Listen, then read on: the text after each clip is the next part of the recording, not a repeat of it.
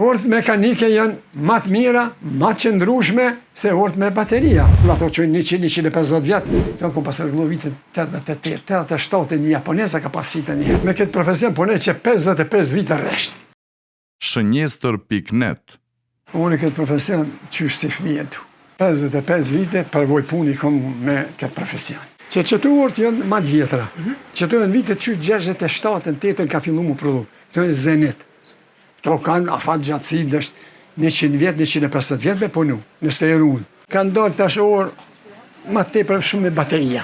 Me bateria. Mi po të dalë nga dalë, kanë fillu edhe me dalë disa orë automatik. A i ma letë është me punu me bateria, për shkak se pjanë bateria, por nëse prishet mekanizmi mërë, dush me nërë komplet mekanizmin. Kam marak, kur di mas të miti orët e shtrajta.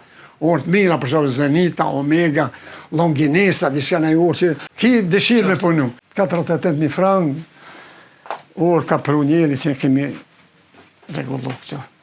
20.000, 10.000, se ma tepër kushton dizajni, se sa ora që vendoset brenda.